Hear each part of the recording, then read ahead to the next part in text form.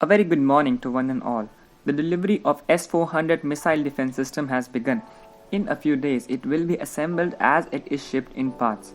In spite of the tremendous distance between India and Russia, Russians are using its own transport aircraft carrier system to deliver the S-400 missile system. Even against Turkey, we saw Russians releasing footage of how it uses its aircraft transport system. It was then used to deliver the bulky batteries of the S-400, so in the same manner the missiles will be delivered to India. Now the interesting part is that the missiles will not be deployed on the Chinese front but on the western front near the Pakistani border. The Russian diplomats said 3 years earlier that India will do all the payment in Indian rupees and not in dollars. Cause Russia wants to move away from dollars as it has been sanctioned and wants to conduct all its trade via gold and all the other options. During Putin's last visit in 2018, the contract for the S-400 system was signed between India and Russia.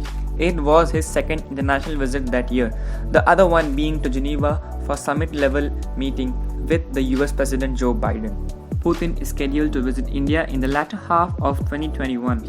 Maybe Putin and Modi talk about the S-400 missiles or click some pictures and showcase them to the world.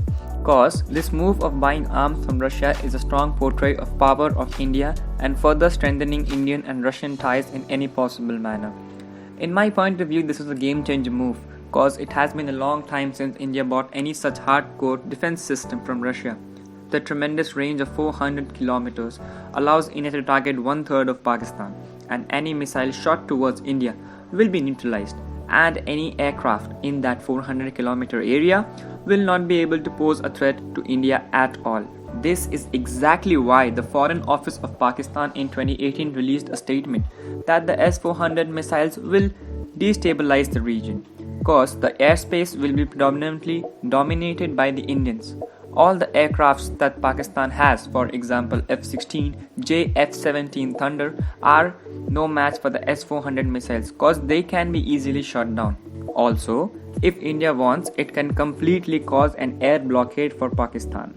On the Pakistani side, they are trying to use the HQ-9, which is made in China, which is in turn a copy of the S-300 Russian missiles. It only has a poor range of 100 kilometers.